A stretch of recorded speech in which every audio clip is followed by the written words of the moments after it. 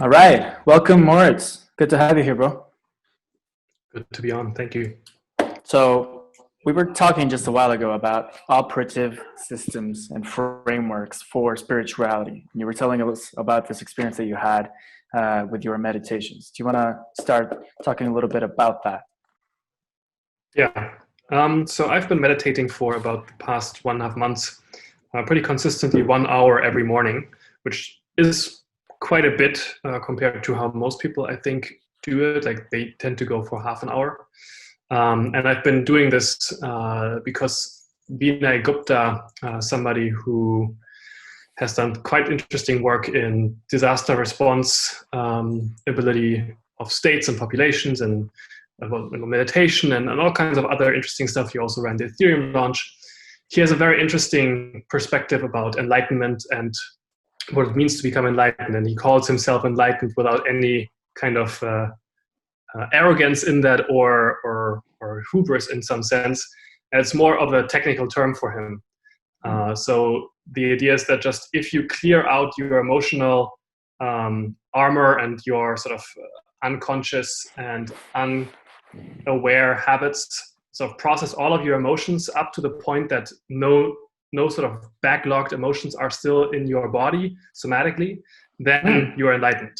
And so if you practice meditation and similar or related practice over a long enough period with enough dedication and hopefully also some guidance, especially in the later parts when things get very tricky if you don't have somebody who's been there before, then you can get to a place where you are technically enlightened, not in a woo-woo sense, not in a God came to me, but in a very secular-ish way. That reminds me of Wilhelm Reich and his idea of the emotional armor. Yes, exactly. I've listened to and watched some Elliot Held stuff on that too, who also quotes Reich as inspiration for this on biodynamic warm-ups and how to release muscle armoring, all that kind of stuff. It's very rich territory, I think. But yeah, in that one of those meditations, just a random thought popped into my head, and it said, you have to work for operative enlightenment. And so there's this idea that in the West, where we don't have a mainstream awareness of a rich sort of spiritual tradition, there's not really something that binds us together on the whole other than law, perhaps. And for some people, that's Christianity still, but it's by no means a universally shared value set or set of rituals. People tend to search for and intuit a lack of meaning in their own lives. And a lot of the impetus for joining movements or espousing ideologies or taking psychedelics or participating in raves or riots comes from that particular lack of meaning, that you don't have a collectivity you can subsume yourself into and practice what you could also call the pack response, where you experience the joy and the sort of self-dissolution in the collectivity that comes from running with a pack. And so what I wanted to draw out of this random thought is this idea that you have to work for enlightenment, that it's not something that you can buy, it's not something you can sort of charm your way into, not something you can imbibe, but it's something that you have to expend some amount of effort, perhaps some sacrifice, perhaps some work, but definitely some physical process, some entropy has to be generated in order for you to get there. And so that's important because we tend to, we can also fall into the opposite problem, which is people who glorify and reify this idea of pain and suffering as a way to justify their own pain and suffering that they've experienced, oftentimes at the hand of others, but then at their own hand as their tormentors have ceased to be there. But yeah, we have this problem that people think they can relatively quickly, relatively cheaply, relatively easily get to a better place that stays better. And I think that's another thing, that people buy something, they experience something, and it does the trick for a while. You get that workshop rush, you get that weekend high, you get that emotional release, and then that particular technique, be it Wim Hof or be it a rave or whatever it may be, does the trick for a couple times, maybe even for a while, but then it becomes the new limit for a new rut. And so you tend to go there when you stop. Well, no, you tend to employ it as a new means of escaping what your body wants to tell you if you were only to listen and to accept those internally generated feelings or thoughts. And so when we resist whatever comes up too strongly or even at all, it tends to just create a new tension that sucks away energy from us as an individual, and then also, of course, us as showing up in the greater whole. So let me see if I get you straight. Yeah. Sorry to interrupt. You're talking about something super interesting here, which is kind of a technical resolution of the problem of imploitation versus exploitation. And you mentioned that in the West, and also given the technological and capitalist circumstances wherein we live, we've tended to fall into the habit of exploiting, right? Trying to find through a weekend or through a rave or through some sort of something that is still inside linear capitalist time, the solution to these deep enlightenment-oriented problems. But it feels like you're talking about another sort of technical solution, but towards the problem of imploitation, something that is more intrinsic, less about linear time, but more about eternal time. Interesting. I have never heard the term imploitation before. Can you expound on that a bit? So this is a term by Alexander Bard, and exploitation is what we do is what capitalism does to things. It is the pill to solve all your problems. It is to mine the land, to exploit its resources. It is to exploit the body of the other for pleasure, or fetishizing this and that. So it's very exploitative, whereas imploitative, I think, talks much more towards intrinsic motivation and much more towards the process of meditation, of inner work, inner sovereignty. It's not something that you can throw money at it and it comes for free, or you can just take a pill or take a substance and it gets solved just like that. It's kind of the opposite. And I think it talks very much to what you were talking about. If I might just chime in, I think there's a sense in which exploitation, it's all about getting an end, and the externalities can be tossed aside. And that's whether that can be seen in the kind of materials economy, or it can be seen in a relationship to self and indeed to others in romantic or sexual situations. Like, I just want to fuck this person, or I just want to ejaculate and then be done with it, whatever that means. Whereas a more imploitative stance would be one that's actually invested in the long-term process of interactivity between whichever agents are involved. So less end-oriented, but how can I create and sustain a relationship that continues to unfold productively over time? Right. It's like right being or right action or right living, sort of, in a sense, virtue as well. You could call it that. Where if I notice the desire or the need or the want come up in me, like I want to have sex with this person, then I don't necessarily have to disavow it or stop it or not act on it even, but I have to make it conscious, and I have to let it sort of wash over me. And then when I appreciate it fully, I can then go out and act from a more free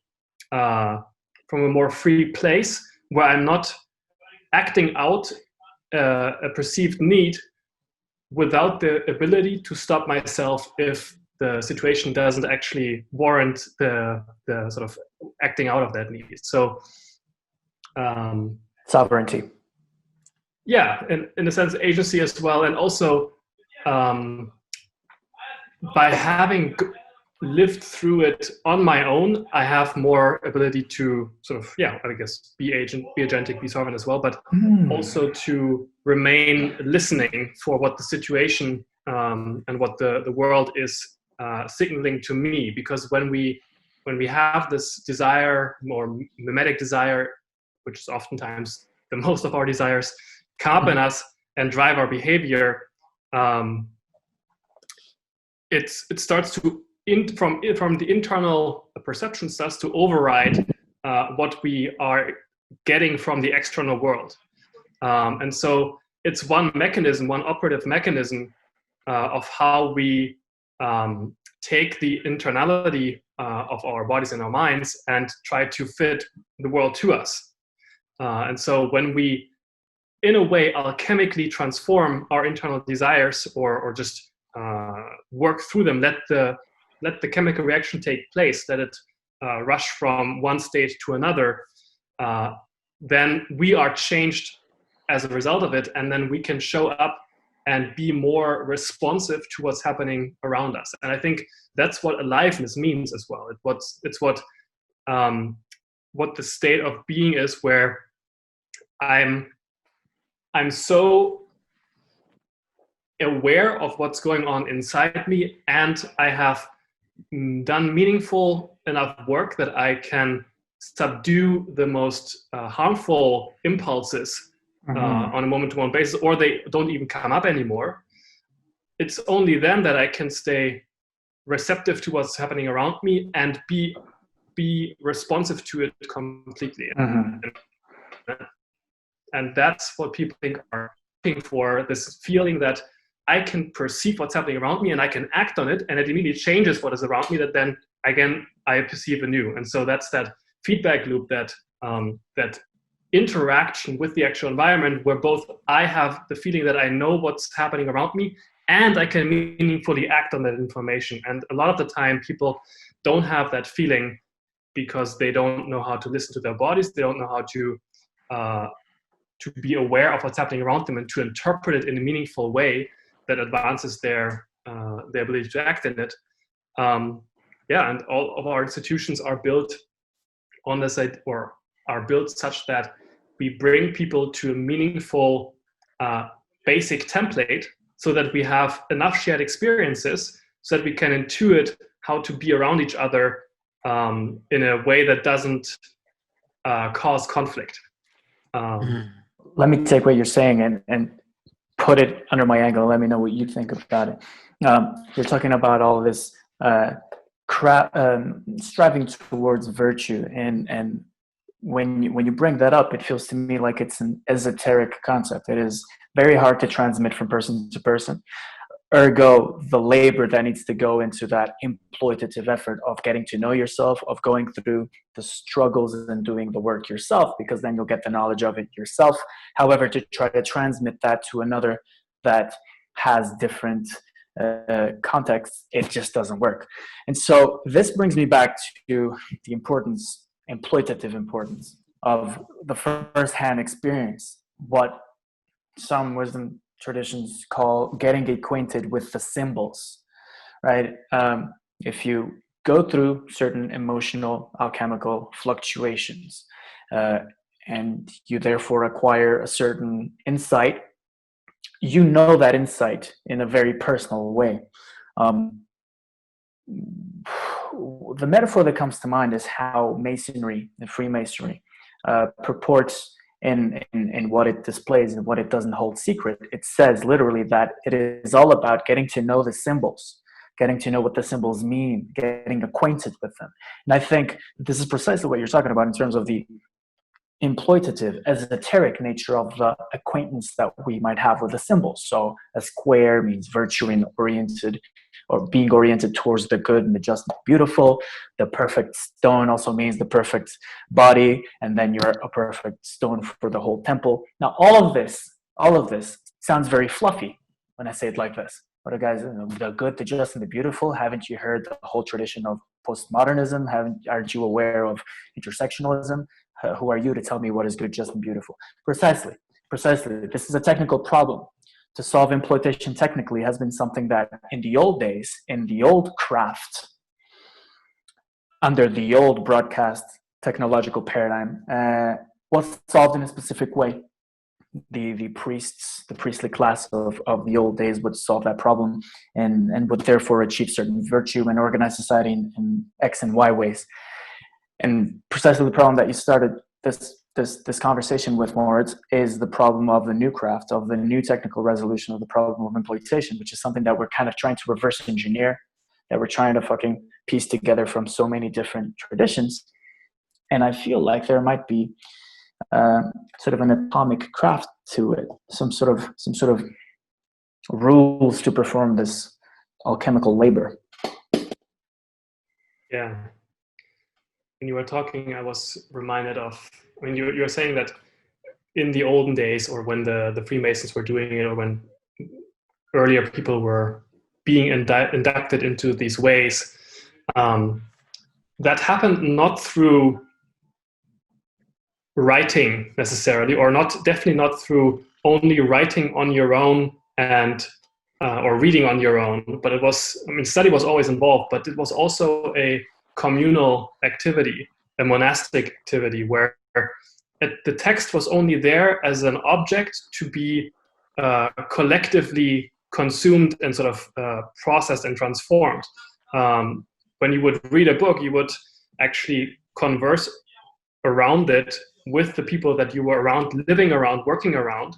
And so you build up a shared grammar of understanding that is connected to firsthand experiences.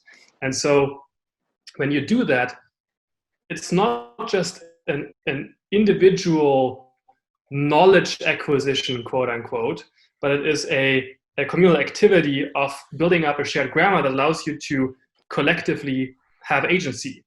And so a shared pathic grammar, pathic emotional first-hand experience, even artistic grammar, right, because everyone who's involved in it has done the labor. As such, it is possible to share grammars, and that's very powerful. That's why initiation rituals are so important. Who gets to come in and participate and who gets to stay out is literally to police the limits of who has done the pathic labor and who has not, and who can share indeed the grammar and participate in this specific commons. Right. And just today I saw Jordan Greenhalgh post on Twitter, I think it was today, that he had this new insight. I don't know whether it's new or original to him, I don't think so, but that cities are a sort of pre-internet internet. They solve the problem of density of information and of communication. And that now that we have the internet, there is a good case to be made that cities are no longer the exclusive or primary means of doing that collective communication. And I'm bringing that up because it points to a new convergence, perhaps, where people who want to have high quality interaction, high quality lives, move back out of the cities and move back into smaller collectivities where they can build up a shared grammar of understanding and vocabulary and ideas and actions and communal experiences. And that's the kind of soil from which new movements, not even movements, but sort of new operative frameworks can grow. And I want us to go into this idea of operative frameworks, because when we were doing the pre-conversation discussion in the chat, I mentioned this idea of the many ones. And this is a term that I just came up with earlier this week, and it just is this idea that there are people out there who have one big idea. Peter Thiel is one. Peter Thiel has this one big idea of memetics that basically he runs his entire thesis for his life and for his work on. There is George Soros, whose one big idea is reflexivity, which is a very related, very similar kind of concept, where you, I think it's sort of like you do something to provoke the reaction. So you never approach something in a first order way, as in, I want to achieve this, so I do this, but I do something, and then the thing that I want comes as the reaction to the thing that I've done. And so that's one big idea that he operates everything on. And there are other people like that. And this idea of the many ones is that there might be a trade-off between sort of having an awareness of and constantly adding new ideas into your framework, into your repository, into your sort of vocabulary. And that's sort of the fox strategy, having many different ideas at once and being able to switch between them at will. Versus the hedgehog strategy, which is having one big idea and doubling down on that. And sort of that's the way that you interpret everything. And so the point I want to make here is that I think there is a certain kind of power that committing yourself to one idea, not only on an intellectual level, but on actually lived experience level, brings with it that a fox that has the flexibility with switching between many different ideas doesn't have. And it's the same kind of power that comes from a certain sort of faith. And we in the West don't really understand this idea of faith very well because we are in this very literal, or it's kind of funny, the word literal also is actually wrong in its meaning. But in any case, we have this idea of faith as something that is a proclamation, an epistemic statement, which is not actually the case historically. The case historically it was that people lived a faith as a commitment to a community, or as a sort of a obulus to a collective that they are part of. And it's more on the action level, on the living your life a certain way level, rather than saying I believe in X. And we see this notion of I believe in X today just sort of run amok among our whole society, where you can signal virtue by proclaiming to have certain beliefs, by proclaiming that you this cause, rather than living your life a certain way and sort of privately doing the thing that you think is the right thing, and really focusing on that. So yeah, that's some of the. It's really cool that you actually brought up Peter Thiel within that framework, because I get the sense that not only does he have this one idea, as you put it, of memetic theory, which is exactly right, I also get the sense from studying him that he has this almost meta idea that one needs one idea. I think he's big on that. I was reading 0 to 1, his book, recently, and he's talking about how what he sees as one of the big issues with American and indeed Western culture over the last 50 or 60 years or so is precisely the fact that it's started to favor open-endedness and possibility, as opposed to what would you say, to having a single North Star, something to aim for.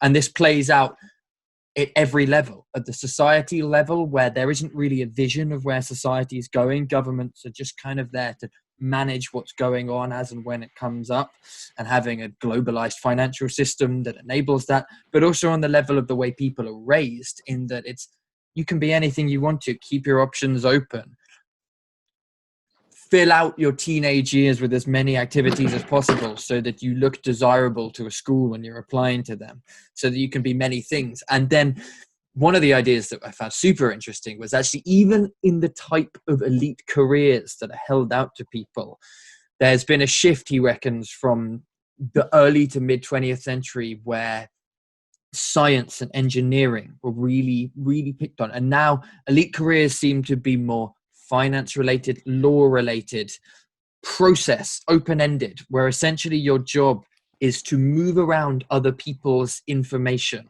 or other people's property in order to increase wealth, rather than you directly being involved in the process of creating something new itself, which Thiel would call 0 to 1.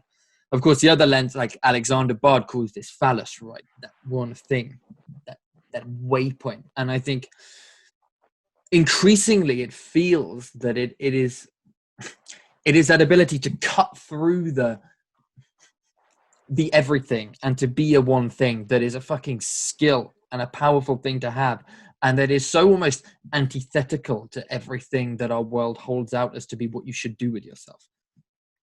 Right. Be everything. Right. Accept everything. Explore everything. Don't have boundaries. Right. But that's one of the things that they teach you if you go into psychotherapy or into like psychoanalysis. Well, probably more psychotherapy. One of the main problems people have, you don't have boundaries. Establish boundaries. Learn how to say no. Learn where your limits are. Learn who you are and where other people end. Very much so. Yeah, there's,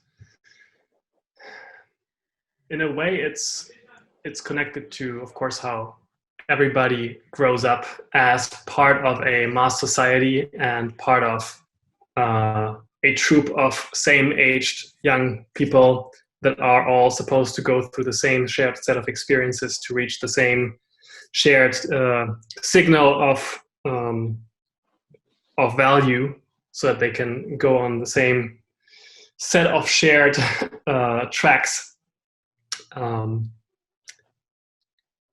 Whereas people whose education or growing up is more individualized, is more person-to-person knowledge transfer, they can go into virtually any direction because they've built up the basic capacity to work with their own emotions, work with people around them, understand what the world is telling them, and transform that into a set of actions they can take and then actually act on that. Whereas, at least in my own life, I can see how me going through school in Germany and finishing it, and like basically having spent 12 years of school, 12 years of my childhood in school, at the end left me with a whole host of structures that are externally imposed that I had to deconstruct, unlearn, and then rebuild on my own for my own ends using my own techniques that fit my particular space and time point, as well as all the other realities that are assembled around me. And so it works for making a certain stability happen in society, but it doesn't work for building those 0 to 1 people. And so I think education is a huge part of making it possible that more people can go from 0 to 1. And what do you think, Daniel? I think that within the context of the society of the spectacle, of capitalism, which is a game that always wins, every sort of criticism that gets recuperated. This is situationist concept. And I think that that's kind of essential to take on board as we do a discussion like this. The only dogma, the article of faith that is never to be questioned, is called choice, freedom to choose. Not to choose one thing, but the ability to choose itself, which is a liberal dogma, which is part of these unspoken ontological assumptions that permeate our age. Which is why it's so interesting that both Thiel and Soros, as you mentioned, as 2 examples, there could be others, have indeed aligned themselves with this spirit of the age, with this massive trend of the development of capitalism, right? When Thiel chooses memetic theory, it is because within the context of global capitalism and the free flow of ideas and merchandise and commodities, etc., people copy each other. So it seems to me that he picked an atomic, he didn't choose an idea that means a thing. He chose a process, an idea that memetic theory is a process. It is to mimic someone else. And I think that's perhaps why he's successful and insightful, is because he intuitively zoomed into the fact that as humans build stuff and sell stuff in our context, in our civilization, it is through mimicking each other. And that's why, he gets to sell billion-dollar companies every few years. And that's very interesting. Yeah. I think and that's exactly where, if we take this thread of desires, and which basically the engine of capitalism to some meaningful extent, if we take that thread and we try to fast forward it, there is a way to sort of exit that to some degree, not completely, I think. I mean, maybe it is, but tends to fail most of the time, which is to not have to justify your desires and wants and needs to others, and not have to or not feel compelled to imitate others' wants, desires, and needs, but to justify your own existence through a direct relationship to the land, for example, which is where you're conversing no longer primarily with a memetic, social, commercial space, but you're conversing in a meaningful way through your actions with the biological world. And so in that case, you no longer are subject to, or at least not as much, to sort of these runaway, hyper quick and hyper far extending feedback loops, where something can get upregulated incredibly quickly, as well as completely shut out. In the natural world, it doesn't tend to work that way. There's not really unending exponential curves. There's quick developments, yes, but then it's usually cut away by something else that is the limit for that particular process. And so working with your hands, working with natural processes is a way to gain embodied knowledge of what it is like to have a more, let's say, limited, well, in one way limited, but in another way completely empowered capacity to have agency in the world. Because you're no longer reliant on the approval, the social approval of other people, but you're reliant on capacity to understand the symbols, if you will, and the process around you, and then to act on those in a meaningful way. And I can see it in a very small thing with me. We planted a hill bed in our garden with my mother, and we have been growing radishes and some tomatoes and all kinds of other stuff in there. And it's a learning process. Like people say when they talk about learning to garden online, they say that usually it takes like 2 years of complete failure until you sort of get to a point where it works to some degree.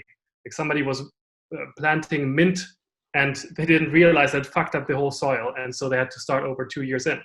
And so it's a place, it's an activity where you learn that your actions have consequences, that you are not perfect in assessing what the actual situation is and then acting on it very well.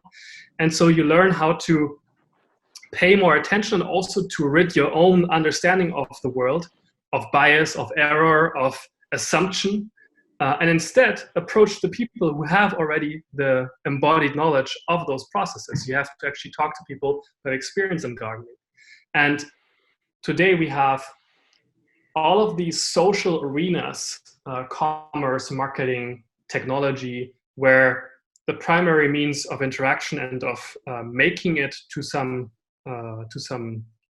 higher stage is to imitate other people and what they're doing. And everybody's looking for the next marketing gig, the next trick, how to be more productive, like how to do email zero, rather than doing the fundamental personal work of becoming an individual and becoming conversant with the world.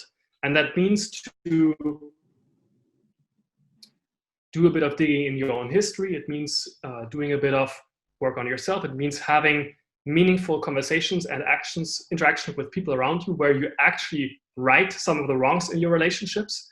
And that's just not as easily circumscribable. It's not as easily captured in a single thing. And that's why it's not really the thing that people can be made or taught how to do. I love that phrase you used, being conversant with the world. Beautiful. Right. Implying a reciprocal, open-ended relationship with things.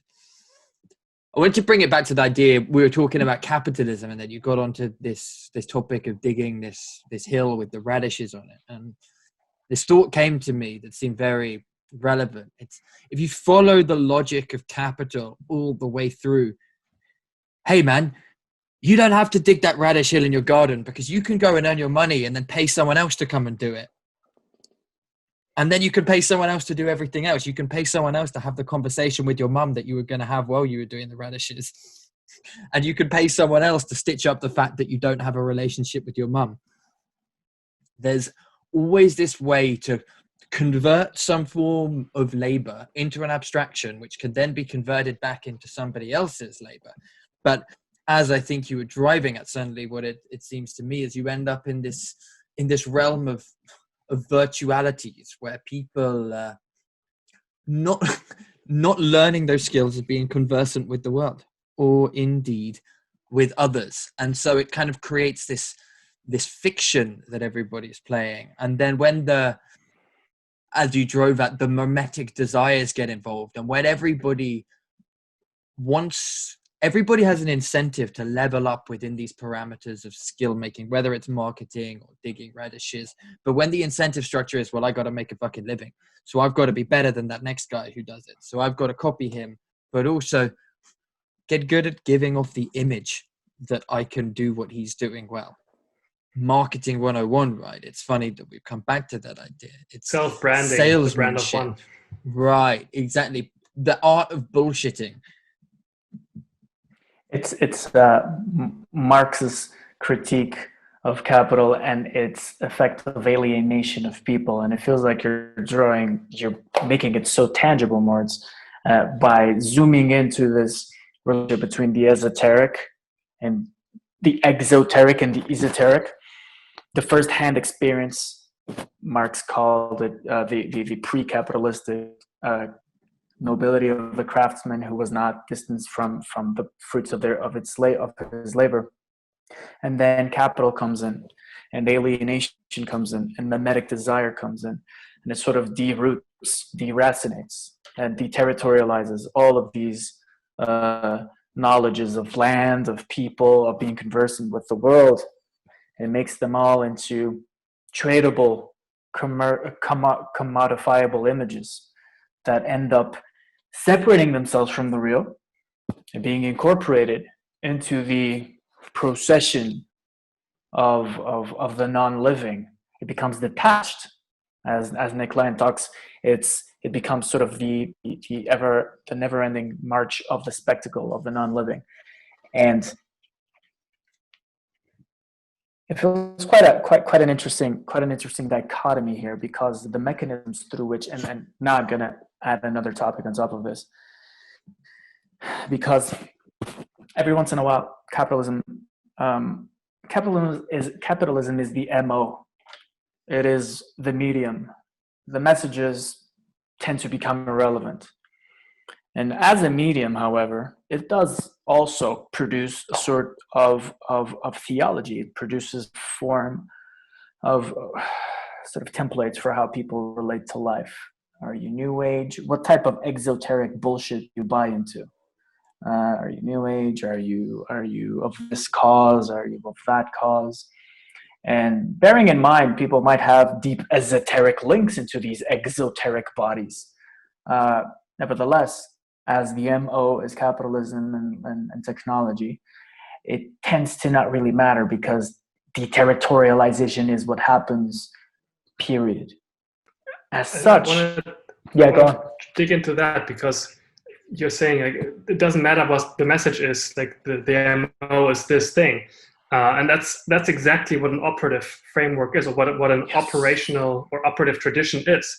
It's the fundamental physical, social, biological, and ultimately it's all physical to some degree, and some would argue then spiritual. I'm not sure I can make that claim, but it's all these fundamental processes that are existing at different levels, at different scales, and whatever particular form they then take at one particular scale, the fundamental processes are still operating the same way. And so there is this feeling that a lot of people have that are disenchanted with the modern world. You had this wonderful gentleman on earlier who talked about the traditionalist conception of the world, but also people who are of sort of the populist left who don't feel like their underclasses get a good deal out of the capitalism gig. Everybody gets dissatisfied with that MO because they feel like they have no no meaningful way of affecting change that would benefit them in any kind of meaningful timescale, because the system is just so large and ever more growing, because it's predicated on the idea of growth, that it's sort of this runaway process that you can never actually catch up to in any meaningful way. And so some people then choose the strategy of accelerating it so that it crashes completely and something else can grow out of it. And other people sort of give up and drop out and become nihilistic. And then other people, well, they try to withdraw from the whole thing. Yeah, withdrawal is very interesting. There's this guy we need to call up. He's called Meme Analysis. He's got a beautiful channel on YouTube about that, about memetics, memes as a way to withdraw from society. But before we jump into the prescription, right, of what group has what prescription and how it works, I wanna stick just a tiny little bit longer on the diagnostic and the logic of capitalism. If you look throughout history, and if you look at one of those super cool YouTube videos, obviously we learned this shit on YouTube, that shows the history of the borders of Europe for the last 2,000 years. And you see all these kingdoms appear and disappear and appear and disappear, and the borders change, and then they unify and they split. And then, you know, there's small bursts of invasion from an almost theological force in the form of, you know, Islam or others. And what is interesting to me is that history, as we know it, as we codify it, is something that emerges when writing emerges. But that's only 10,000-12,000 years old, and that's a sliver of human history. And so the logic of capitalism might be said to have also began on that same moment, on the Neolithic Revolution. When we invented agriculture, we ourselves became cultured by our tools, by these technological processes that we've unleashed, called the state, called the market, called war.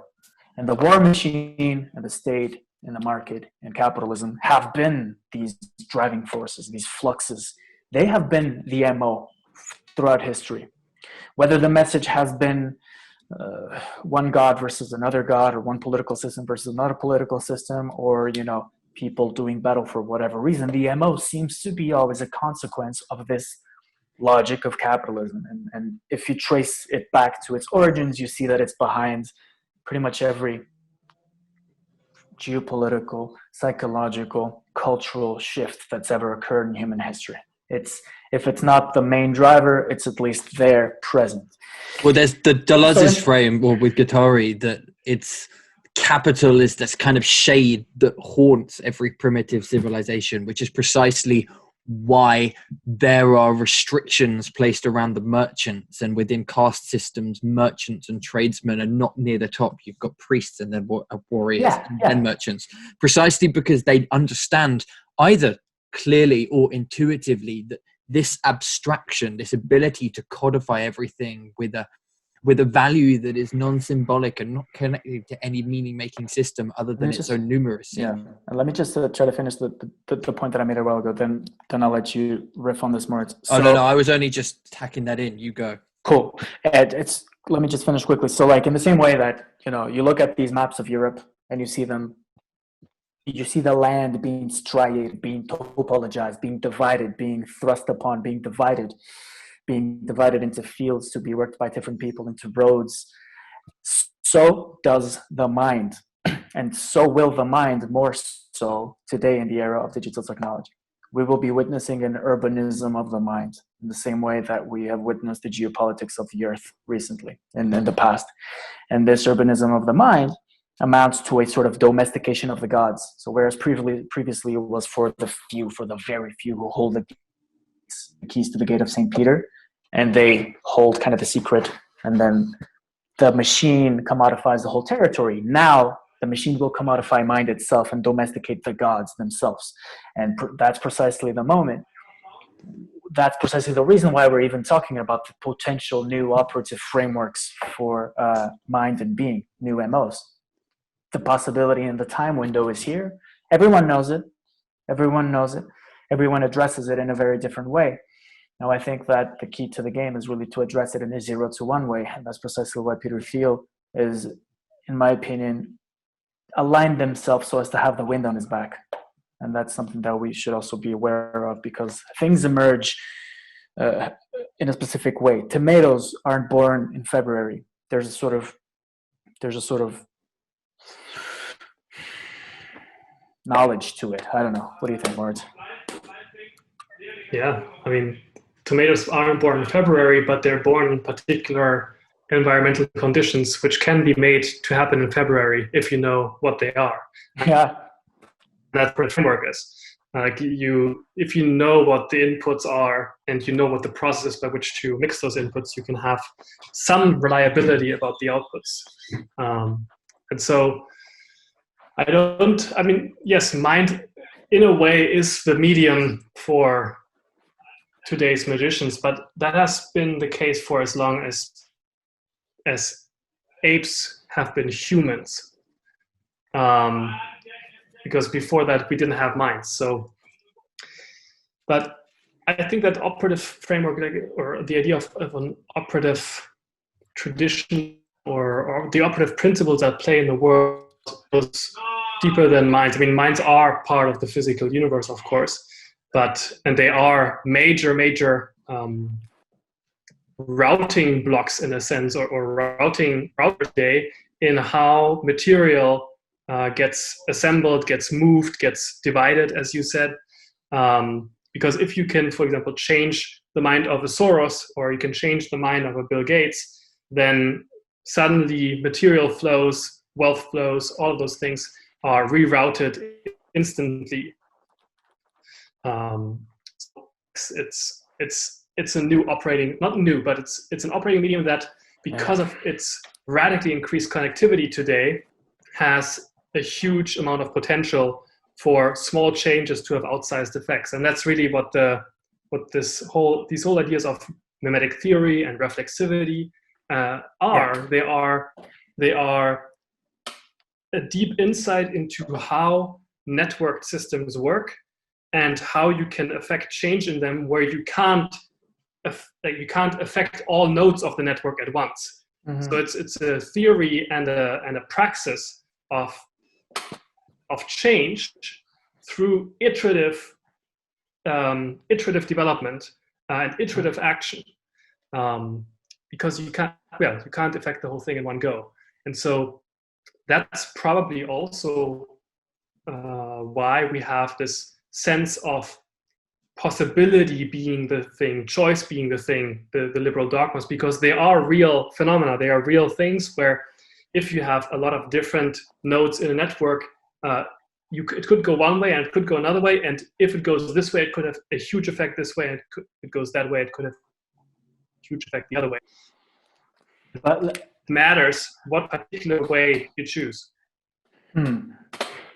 I do think that agency is intimately tied with knowledge of the landscape, the climatological landscape of the psyche today. So the phenomena that are instantiated by a Thiel or a Gates, I mean, they do have agency, they might have choices, but the reason why they do have them is because they were very adept at perceiving the noumenal climatological trends, right? They didn't do what they wanted. They did what the machine allowed them to. And so there's a certain relationship that needs to happen in there because, again, the snowball has been rolling for a long time, and it's a weird one. And the snowball is not a thing. It is not a philosophy of what things are, as per Aristotle, but it is a philosophy of how things become, as per Deleuze. And that's where the concept of the noosphere, and furthermore, the concept of noomagia, of the war in the noosphere, come in very interestingly, because the competition that happens in what is traditionally understood as the material world translates its logic into the noumenal world. However, and to your point, the logic with which it operates on either landscape is very different. In the mind, the rules are different. They are about rhizomes. They are about gestalts. They are like a dream state. They are not discrete. You cannot put a border between ideas. You cannot legislate exchanges between ideas. Therefore, it becomes much more of an engineering technical process and problem. And that's precisely why I keep saying that many of the problems that we see in the world today, including the righteous indignation of people for inequality, for all sorts of class and race struggles, I think those at the roots are technological and an interface problem of how to navigate within the noosphere. So it's not by using the old technologies of words and convincing other people by yelling really loud or doing that real change is going to be affected. I never heard Peter Thiel yell, but he fucking nailed something precisely in terms of the technology that he understood, the process that he understood, the interface. That interface is an understanding of memetic theory. And I think that operative frameworks, which is the title of this conversation, operative frameworks are a problem of interface, a problem of interface between ideas and between minds, in the same way that the spear was the technology to interface geopolitics in medieval times, for example. Guys, let me throw something out there that then we can talk around and critique. Slavoj Žižek has this critique of what he calls Western Buddhism, the idea that it's a very vogue thing at the moment for Westerners to practice their meditation, particularly their Buddhism, a specific form of it that is all about acceptance of things the way they are and letting loose of attachment to desire. And he calls this the hegemonic ideology of capitalism, precisely because it is a kind of numbing and accepting of the way things are. And it gives an ability to feel like one is doing something, where one goes and sits in a retreat center for a weekend or for 10 days or for however long it is, and then comes back out and continues going to the trendy areas and drinking in the trendy bars and not really being involved in any economic or social reform movements, but feeling like one is leveling oneself up. It's a release valve. Now, I thought I'd throw that in here because we are talking a lot about leveling up the human and what it means to be the human and our interfaces with reality. And something, Daniel, you said there about the problems are at base technical problems of interfaces. And I think there's a lot of truth in that. There is also the case that people do experience serious violence from others based on skin color, based on gender, based on the fact that they fucked a dude and this happens to be Afghanistan. So now you're in trouble, mate. Yeah, but to quote Will Smith, which is something that I never thought I would ever do, he says that racism hasn't gotten worse, it's just filmed. And this talks about the fact that this is a problem, or rather a circumstance generated by the technical possibility of being able to film something and share it at scale. The fact that you see people in Europe marching for something that's happened in the US, mediatization itself is something of the machine. And that's something that people tend to forget because they look at the message and never at the medium. And if you nail the medium, that's precisely what the greater agents in history have been able to do. And to nail the medium is what, those are the real nodes of power. When I hear people talk about power and quoting Foucault and all those postmodern philosophers, I think they don't go far enough, nowhere near far enough. They should go deeper and understand the power relations embedded in the technologies with which they even hear about these subjects. And that's essential. Like the fact that I can scroll on my Facebook and see information A, information B, information C, and how they relate to each other. I think that's much more of an interesting problem, because those are technologies for the exploitation, for the first forays of the exploitation of the noosphere, of the landscape of mind.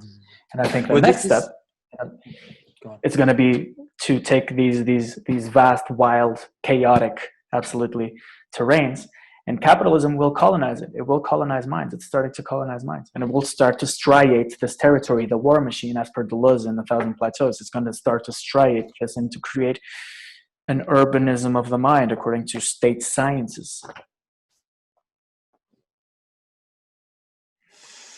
Is it? So yeah. Would it be a correct framing to say then that a problem like, let's say, racism is, at its fundamental, not really about racism and people hating others, but rather about the systemic framework within which they exist, i.e. capitalism, that sets people up to be pitted against each other and blame one another for the fact that they're lacking things. Well, that's kind of overt racism. Systemic racism is something slightly different. I'm not saying that I have a solution to it, obviously, but I'm pointing at the fundamental nature of the psychotechnologies that we use to address certain problems. To use these vocabularies and to say things like systemic racism and to be able to share videos online about this subject is itself an ontology that frames how you're going to look at the subject. I will never be able to write with this pen and hope that it produces red ink because it's a black pen. So there's a certain level of being constrained by the tools with which you operate in reality. And those tools might be mechanical, they might be digital like a computer, but they also might be noumenal, psychotechnologies, obviously. And I think that while it's not about playing the game, it's about understanding it and reinventing the rules of the game. It's not about, for me, it's the key note of power to understand perhaps much of what is going on in the world today is it probably is very much about trying to play within the game, but I think there's infinitely more potential in trying to go 0 to 1 and understand that there might be other ways to cognitively frame the game and therefore tackle it. And that's why I'm always going around the operative frameworks that can be generated via ontological design. I think what you're speaking to is important in the sense that in order for those new rules or the imaginative ideas to come up with and invent other rules, for those to have actual effect on the world and not sort of be another flash in the pan or another thing that is consumed into the ever hungry machine. Yes. You need new ways of binding people and of people being able to bind each other and bind themselves in this digital, this internet world. And so that's then where we actually come to technologies, actual real technologies that do that with blockchain, with holochain, with all kinds of ways to have data not be an can be arbitrarily moved around, but a node that has a history, that has a relationship, that has a meaning as well, and that has an agent that actually authors it, rather than a system that exists within at the behest of the owners of the capital that make it possible for the technology to operate. I think there's something in there. So, and I think that's what people are grasping for, but they have absolutely no clue how to formulate the question even, because all of those understanding what operative mechanics are at play today in the world is a hugely complex matter. You have to have an understanding of and a real curiosity for power dynamics, technological dynamics, physical processes, media theory, sociology, all of these different complex domains that each of their own have many different competing ideas and groups and agents that want to have their own view of the world become superior. And so you have to have a real capacity to dive into the shit, if you will, and come out with the gold. You have to be sort of a sewer rat to understand what is going through the plumbing of the city, and to get out what is in the dirt and bring it back, and then have something grow from it. So yeah, but I do believe it's important to not as important, but I do believe that the thing that people are trying to grasp for, but they have no clue how to even think about, is new ways of becoming part of groups that are not just professions of belief or geographical happenstance, but values-based commitments where entry and exit is protocolized, as is behavior within that collective. which doesn't mean that actions are prescribed necessarily or completely rigid, but that there is a certain grammar of making commitments, keeping commitments, and then affecting punishments and rewards for particularly desired actions and activities. Yeah. But those patterns have to still exist within, but also start to gain a bit more power over or in relationship to the general legal and violence-based frameworks. You have to have some kind of way of giving people a bigger incentive and perhaps a bigger disincentive for actions and against actions than the force of the law or the allure of money can bring.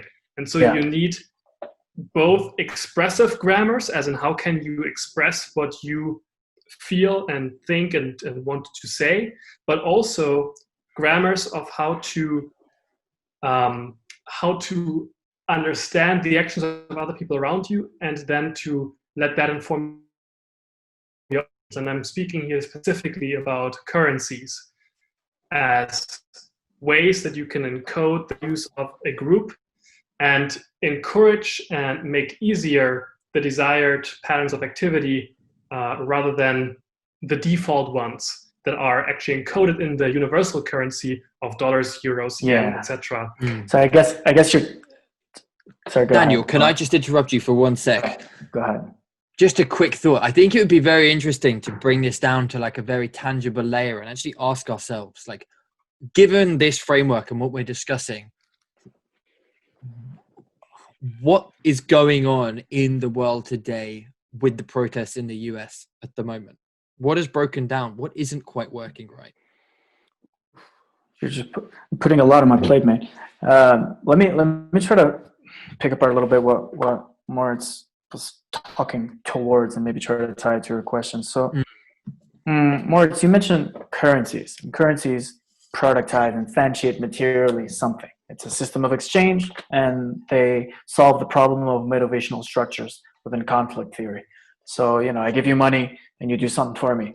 And with that money, you can buy other stuff. And therefore, it's a very early technology, but one that does solve this problem of coherence and of human motivation. Law. Coherence at scale. Coherence at scale. And I think that's really the key part. I'll let you finish in a second. But when you were talking about the capitalistic machine, etc., at the beginning, that's the whole of human history, I think it's not actually capital or capitalism, because it's a very hard to capture term that about different things, but it's actually the problem of scale. Like, how do you have scale where it works and where the atavistic desires and inclinations of people don't spill over and out of their collectivity into other collectivities, and then you have these scapegoating dynamics, you have the savior dynamics, all of these different things where there is a spilling over of energy into other territory, this externalization, externalities, rather than an internalization, exploitation, as you said. So that's really some of those two dynamics. Yeah, it's a beautiful balance in the same way that money manages the surplus of capital. Imagine the first guy who made a lot of agriculture that year and he had a lot of grain, so he has the surplus, so he has money, so you can use that to buy and sort of cheat reality out of its stasis and its balance, and all of a sudden expand, and his energy goes beyond and trespasses, and that's kind of the whole history of empire, really, of the empire, if you will. And I think that this dynamic also happens, as we were referring, at the level, especially today, at the level of minds, especially during the age of the digital. And at the level of mind, there's perhaps one thing that I'd like to point towards as kind of a little rule of thumb, or literally a ruler that we might use to conceptualize this, which I've called the memetic stack. It's kind of this way to understand scale. So you've got the meme, and then you've got a lot of memes together. They create a little apparatus, and an apparatus can be a bottle and how to drink water, but it could also be sort of a popular expression. Then after the apparatus, if you got a lot of apparatuses together, then you are able to create sort of a reality tunnel, which is, Robert Anton Wilson talks a lot about this. It's the idea that people have of reality. It's the things that they like, that they dislike, their identity, etc. And when a lot of people are together, a lot of reality tunnels are together, and they can form memetic tribes, which are what we find precisely at war in the United States today, and pretty much a slow intensity, almost cold civil war, if you ask me, or fourth generation war. The thing is, all of these memetic tribes, if understood in their whole, they compose a noosphere. And today, the noosphere is colonized by the MO of late technocapital, or you know, the whole Nicklandian jargon. I still need to nail the one word to define it, but it's weird. The whole machine, let's call it a machine. So the noosphere operates as the MO of machinic desire that has been split, that has been cheated out of reality. Like when you said the Hindu castes, they used to have very specific rules to keep merchants from ever achieving a lot of success. That was precisely because the unleashing of capital enabled people to really pursue, in a very unbound way, arbitrary desire. If you got enough money, you can do anything. That became a very deep motivational structure, and a very instantiated in currency, in the technology of currencies. So I totally get what you're getting towards, Moritz, with talking about currencies that are able to instantiate these contracts that go beyond perhaps just the monetary exchange of the linear value of capital, but also going towards other sorts of capital, like law, like culture, like cognition, whatever, talent. And they do exist. They are everywhere. And that's kind of the hard part of trying to solve this meta problem and bring it down and instantiate it and solve it technically with a product. But I think it's perhaps the right thing to do, or there will be products that operate under this dynamic, but definitely the currency is a beautiful instantiation of it. Well, I think what you're pointing to is sort of abstraction leaks in the techno-social reality, which, when I think about currencies, and especially the prevalent, the dominant ones, which are monies, which is what people are used to thinking of currencies as, there is a certain distribution of roles as to who can create it, who can move it around in what amounts, and for what purposes, with what means. And those roles are not evenly distributed. And I'm not arguing for them to be evenly distributed, but I'm saying that there are differences in capacity to borrow from reality, in a sense, and to make other people pay your borrowing. So, let me just intermit small. Owen, this that he's talking about is the role of the priest and the bard absolute. Someone told me about how the Federal Reserve is equivalent to a priest having the exclusive power within a tribe to dictate reality. And I think this is a deep and very interesting instantiation of the idea of the bard absolute, of that which is not for the all, which is for the few, but which is the role of the jurist priest that fucking divides reality in four and that begins to map the noosphere, to colonize the noosphere. The agent who creates the memetic currency, if you will. Geotechnological. Yeah, the grammar of exchange of people, and economics economics is that is a way a priesthood. Economists are, in a way, those priests that are inducted into a certain set of suppositions, ideas about how the world works, and then also rituals for having them join that priesthood, that priest class, And if you want to broaden it a bit, it's not just economics or economists, but also academics in general. And that's also, of course, what Nick Land has talked about a lot, and Curtis Yarvin, this idea of the cathedral, that it's this overarching assemblage of multiple classes in society that all act as one, or rather in the same direction, if not as one. And so academics and economists and people in finance and law are all these, in a way, mind magicians or techno shamans to some degree. And of course, the technocracy is a new addition to that. The programmer avatar is somebody who can literally program the logic of digital reality. And so they are the points at which new logics come into being and are scaled up. And so it matters what they believe, it matters what they think, and it matters what they're exposed to. And it matters whether they build logics that that have these abstraction leaks where there's a certain power for people who already have power to continue to externalize the effects of their actions onto others and borrow from other people's lives in a very real way.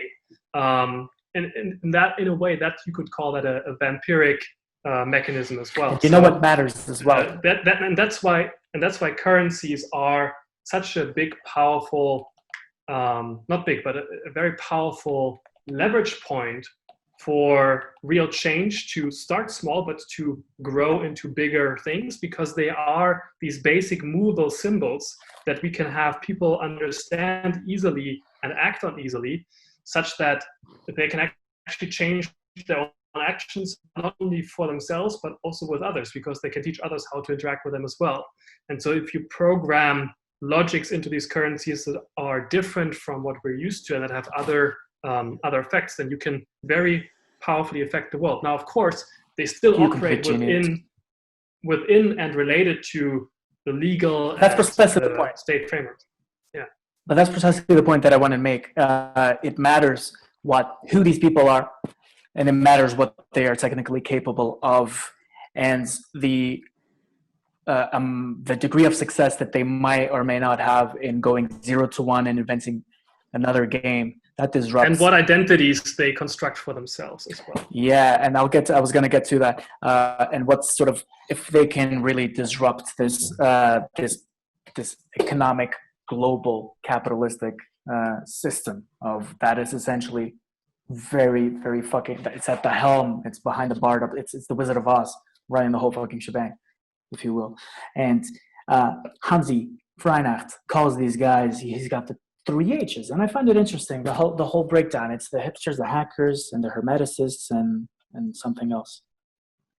And Alexander Bard talks about the Knitcracy, the network of people who will emerge, and he characterizes them as well, just like we have in this conversation, as requiring a degree not only of technical proficiency, but also of a certain talent in the areas of belief, managing perception, understanding the difference between esoteric and exoteric,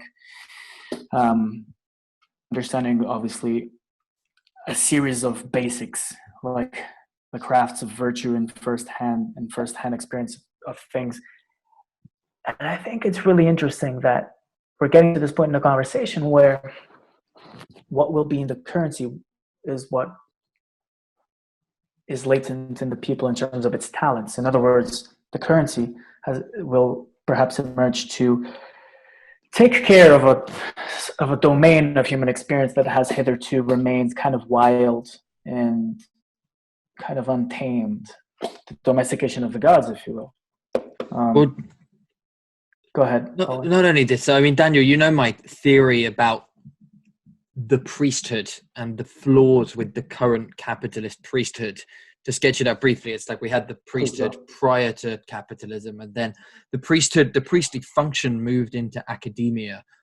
The guys who create the stories, the science, the literature theory, the white robes, the political theory that then propagates itself out into society. And that's reality. They do a great job at that. However, they fucking suck at the other stuff that priests do, which is actually tell people stories about how to be good people, create a sense, however illusory it is, of unity and of being together. They manage the systems that people use to justify their existence to one another. They also manage people's... Huh? In a good day, because that's when they're not using those priestly powers to predate. That is true. I mean, look, to be a priest, one has a terrible power because one sits behind the barred absolute. One kind of has direct access to the knowledge production machine. One can say things and other people take them as true because you speak with the authority of God. And that's precisely why go ahead.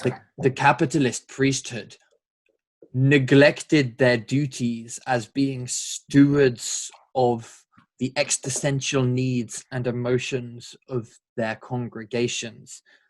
And what has happened now, as I believe, people seek a place to find those needs met elsewhere, which is behind so much of the culture war polarization. It doesn't happen that we then have an internet technology that also feeds in. It's like a self-enforcing clusterfuck, because you have a technology that favors echo chambers, which are essentially digital, not cults. Cults is one word, but a congregation? It's like a church. It's a place where you go to have your needs met and to be around your people and to air your grievances in the light of the shared mythology and the priestly figures and the leaders. And that is the case all the way across the spectrum on Peter Lindbergh's Memetic Tribes chart, from the fucking Black Lives Matter and the Me Too people all the way down to the alt-right guys and the people in the depths of 4chan. Everyone is pissed off and upset about something. Everybody's grievance has a truth to it. That is where the fucking like Oprah Winfrey thing is actually kind of true. Like, yes, Black people are pissed off because racism does exist against them. Violence is done to Black bodies. Kids hanging out on 4chan are pissed off because they can't get laid.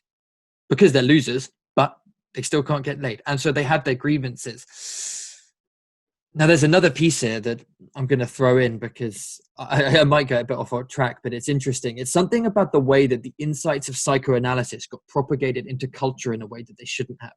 The value of what happens when you go into a therapeutic or an analytical relationship is you can say whatever the fuck is true for you at the moment. And the person will go, okay, let's unpick that. Let's understand what's going on with that. So I might turn up somewhere and say, I can't get laid, women are evil. And they'd say, okay, so there's a story behind that, which is that you might have been abused by women, you might have had a shit time with girls. And so you're creating a reality that is far overblown, but it's based in something.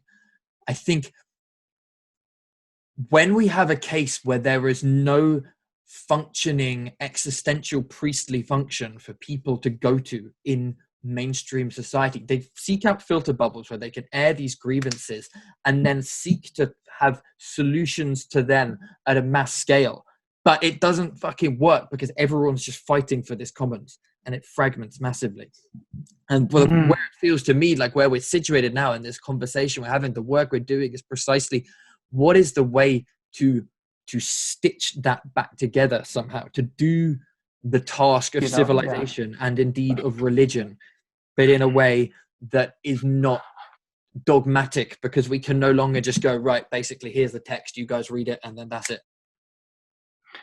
This may be a little bit of a crude translation and answer to your problem, but when Rome fell, the power transitated to the church, and then the church got transitated to monasteries. Monastic orders spread throughout the empire.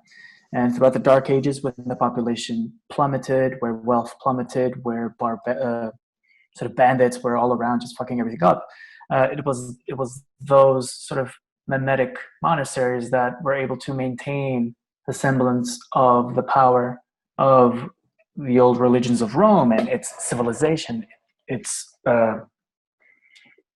wealth, its capital, a form of its capital in a way. And I think that what we're witnessing today is the same, but on another layer, on the memetic noospheric layer. And we are witnessing a complete fragmentation made available obviously by technology, but also by, just how fucking polarized and high temperature everything is. Everyone's at war, culture war.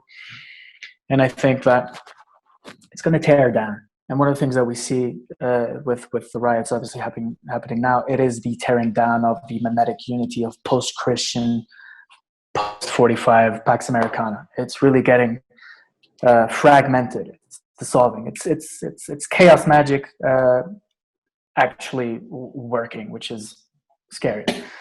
And what I think is probably going to happen, I think it's already starting to happen. It's not that I want it, it's that I think it is going to happen. It's really the emergence of these monasteries, of these reality bubbles that people are able to instantiate, manage perhaps with an internal currency, and keep limited and keep well guarded, and also bear in mind keep well functioning, because again, you don't design these things by decree. You need to plant a tomato never in February, always in the right time, because we still don't have the greenhouses of mind. But that's precisely where we're going towards, right? We're going to be able to instantiate these reality tunnels for communities that they're going to police literally what goes in and goes out in terms of memetic content. It's going to be totalitarian design, or if you want to go a little bit more paracetamol spirituality wave, you're going to go holistic design.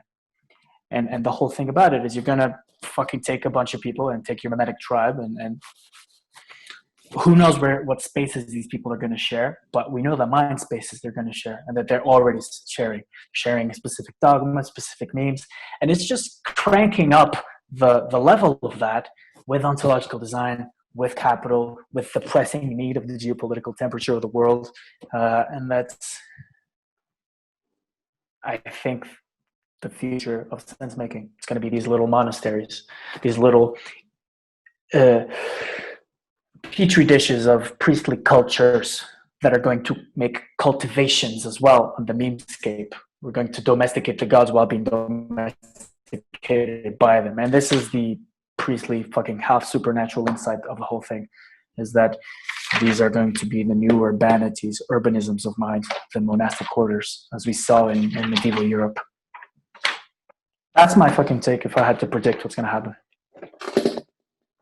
Ryan talks about autocults.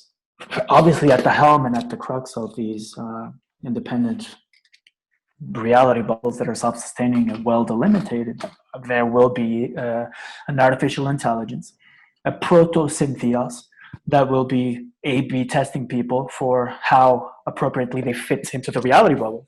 How well does your psychographic profile fit into this?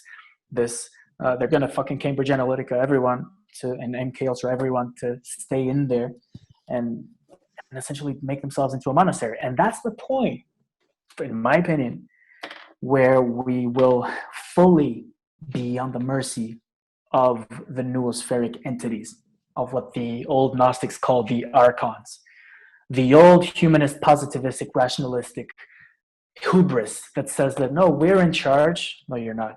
We are submissive and being ruled by these non-sentient yet intelligent, detached machines being incubated in the machine, in the larger machine. Does that make sense?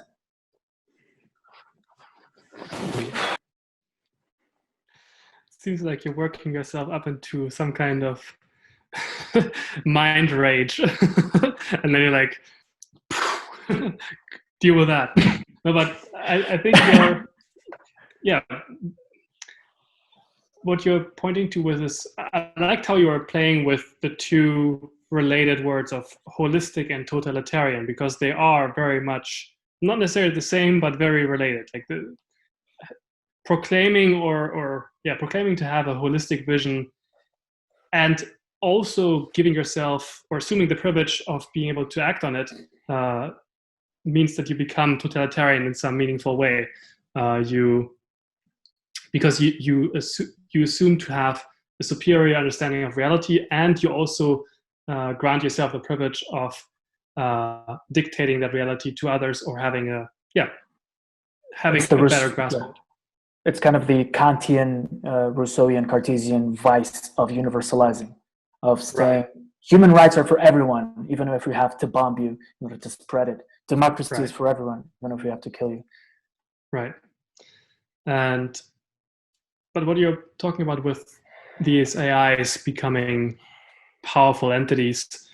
I do believe that's possible. I do believe it's happening. I do believe it has already happened with China peer pioneering their social credit system, where you are automatically downgraded or upgraded, and you receive or don't receive social services based on your scores within that total system. I do believe that there's also other developments, or rather, there's other paths to take that don't end up with us being there. I do believe that it will take a different route in the West, although we do have tendencies towards that with the consolidations and convergences of all these different complexes, the military industrial complex, the academic industrial complex, the finance, law, legal, it's all of those complexes operating as one. There's also, with the technology becoming available to bind people again, and with the creation of tools, dissemination of tools, adoption of tools, and evolution of tools becoming democratized, we can see a what Arthur Brock calls a Cambrian explosion of social organisms. And so what currently is on this path towards these super AIs determining the lives of everybody, which, by the way, is beautifully shown in Westworld, if you haven't watched the third season, where basically everybody's life is being determined by one single supercomputer that assesses what they're likely to suffer from, like in diseases, and what their best function society with professional paths and who they should marry and all of those things. Think of that kind of power to regulate what path your life takes, but not in the hands of super elite that arranges it all and that funds it all, etc., but in the hands of you, or in the hands of the people that care about you. I think that's a great problem there, because I am not of the opinion that gifts and talents are democratically distributed across the population in an even manner. Sure. And that's quite visible. I mean, everyone has at some point in their lives said that everyone else is sheeple.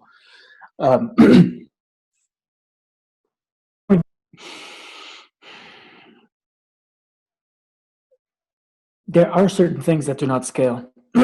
Access to sex doesn't scale. And perhaps pathic experience, esoteric experience does not scale. Firsthand, proper, talented experience of let me think of a recent one. I don't know what rock and roll used to try to be back in the day, right? These gods that are there, being the shamans, trying to produce this beautiful transcendental experience for whoever is in the audience with them, and so it's hard for those things to scale, because it's like virtual reality doesn't scale, because the first person perspective is very hard to transmit to someone else in any meaningful manner. And I think that's at the core of the problem that you were just describing with these AIs, right? Because if on one hand, if we are going to rely on everyone and on the democratic free market, where people are just going to navigate this Cambrian explosion of social selves, and hopefully something good will happen out of that, I don't think that's going to be it. If that happens, then we're fucked. It's going to be post-Christian or literally anti-Christian 1,000 years of the Whore of Babylon, as per the Book of Revelations. On the other hand, there has never been as much potential for individuals of prophetic talent to nail truths at if you're going to go integral theory-wise, to understand truths that go above, the meta-systematic, whatever. I'm not super conversed on these terms, but to understand these truths that are very high up symbolically and then bring them down. And then when those truths land on this Cambrian soup of AI technology and the memetic Armageddon, then something else might happen there that might be perhaps positive. I'm just very cynical of the potential for people to talk their way into cohesion or But will themselves that's out of exactly good not heart. what I'm talking about. Like, I know, yeah. Exactly. Yeah, it's exactly not about talking or like influencing people's beliefs, but on changing the fundamental underlying operative mechanics of how the whole thing works. And so, rather than having one big machine that operates in the same way and that increases its rate of growth as it grows, it's about increasing the surface area of the social sphere so much that you have, similar to how the natural world has given life to all kinds of higher scale life forms by increasing surface area. Like if you think about how plants have grown from bacteria and then animals grow from plants, like there's all these layers and increases of surface area in these organisms. So an organism that has higher surface area, that has all these different convolutions, they exist on smaller and smaller scales and on bigger and bigger surface area. And so life itself is actually this process of increasing the surface area, of capturing entropy and producing more entropy through life than non-inert matter. At least that's one perspective of looking at it. And I'm trying to use that frame of looking at it to take it into the social world or the techno-social world, where you increase the surface area of things, and so you have less of these massive rivers and massive canals of mass society flowing down the same tracks, but instead you have all these different gullies and little sprinkles and ponds and little water bodies, in a sense where the flows are not one big straight, but instead they're actually sickering into the soil, they're forming little paths, and they are nourishing this whole differentiated but completely with each other interwoven ecosystem, rather than a machine where there are predefined and powerfully arranged and mechanistically orchestrated paths for all of the same particles to take.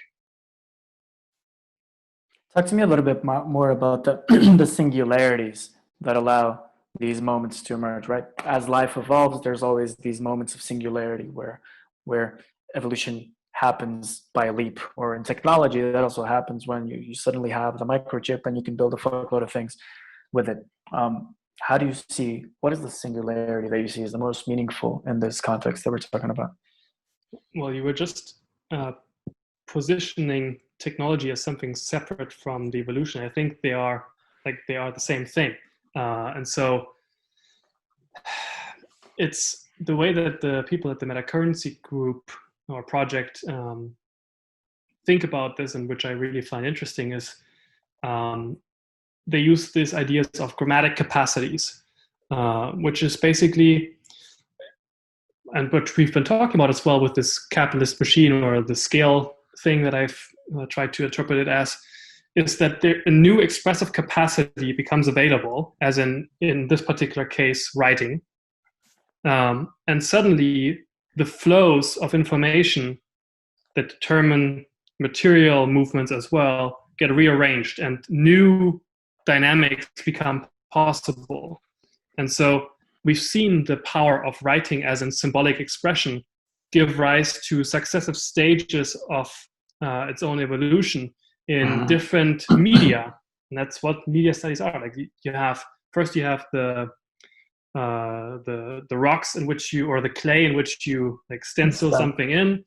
Then you have papyrus, you have all these analog media. Then we run into the digital. Now we're in this hyper-connected place where literally my voice is traveling up thousands and thousands of kilometers into the sky to a satellite to then be beamed down to the two of you in separate places simultaneously. And we can actually have a meaningful exchange.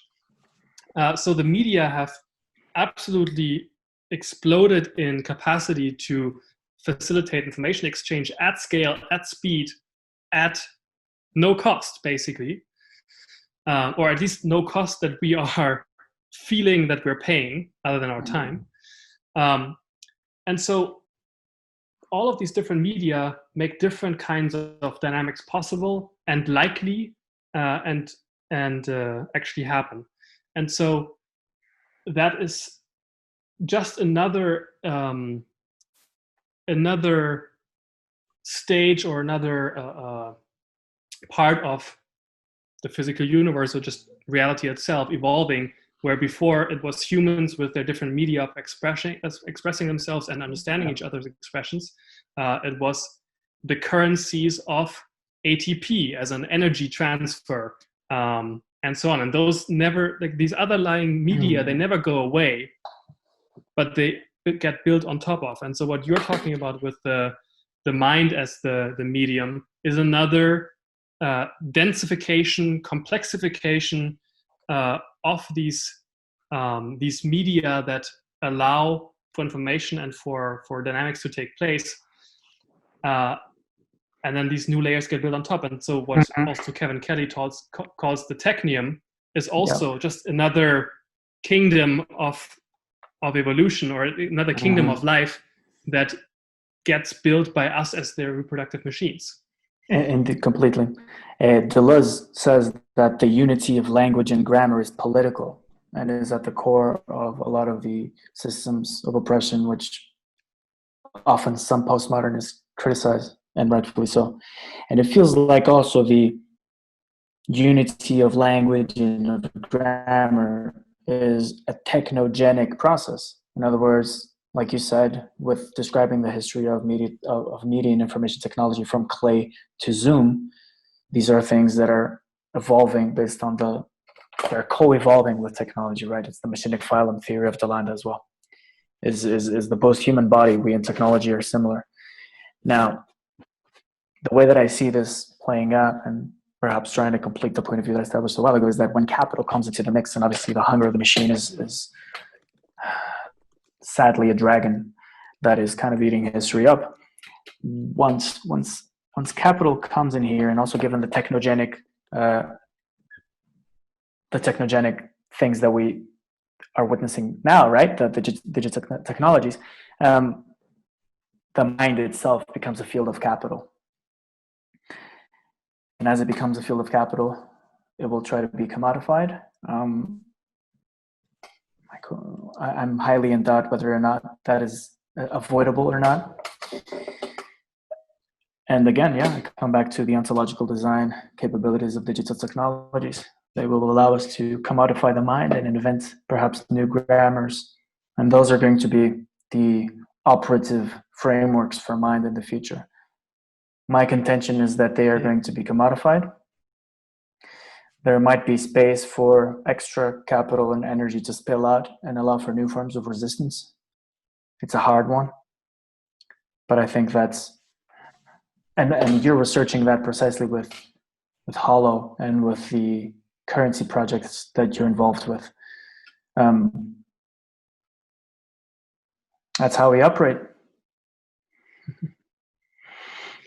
Yeah, I think we're sort of coming up to the end now, and let's try and tie up the open threads that we have still going on. And I think one of them is what you just opened up, is this commodification or let's stick with commodification of these mind frameworks, in a sense, or operative frameworks of the mind, these different interfaces. I mean, every software is an interface to your own mind and to your own activity, because it puts you into a certain frame of seeing what actions you have available to you, how you can express yourself, what you can do, what the consequences are.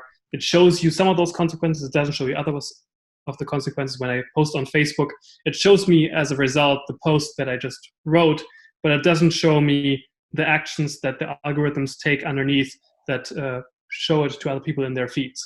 So there are things that are hidden, there are things that are visible, and you see this fragment, not even fragmentation, but even a differentiation of different interfaces to your own minds in these different online tool cults. that proudly also call themselves such. And I think it's a good thing. Like, it's making it explicit that these are cults.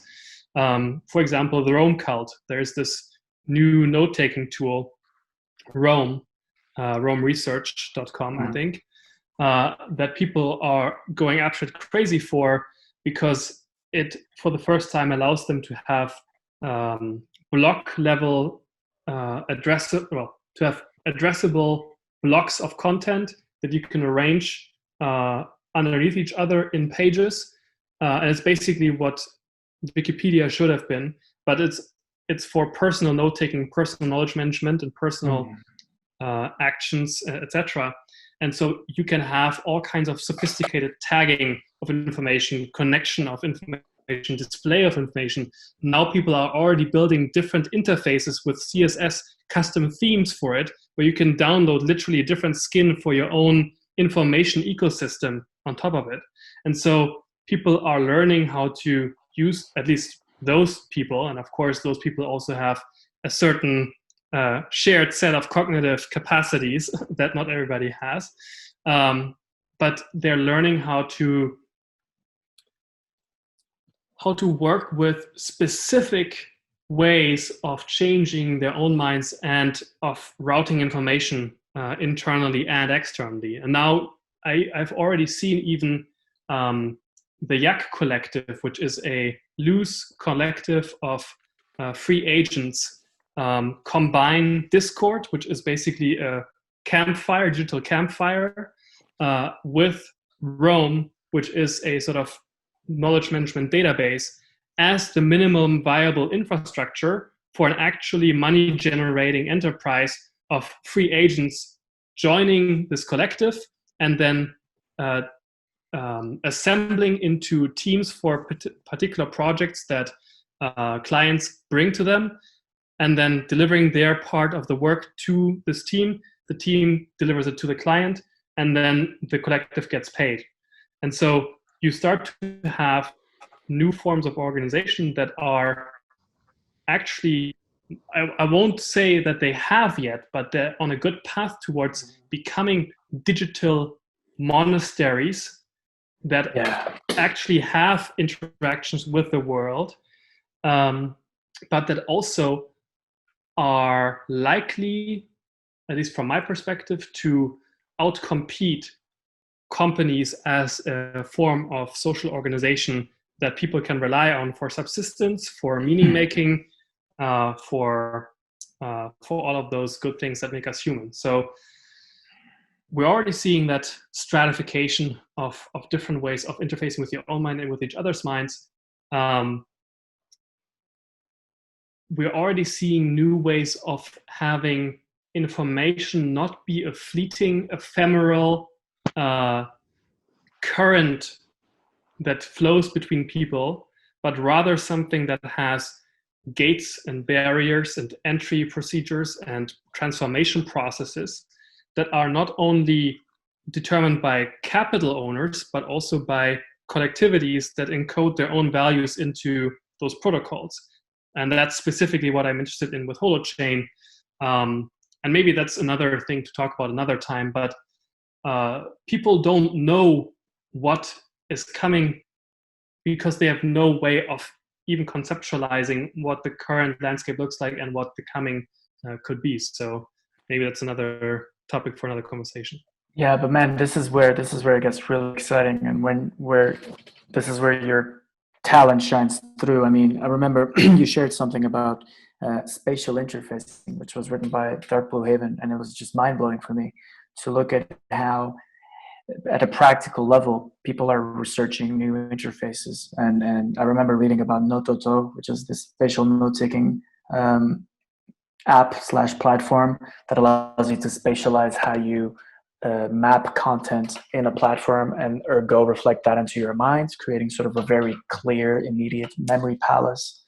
I remember you put me on Evernote and pitched it to me as sort of this way to interlink and hyperlink all the information within that, and could be your own second brain. Fucking brilliant, mate.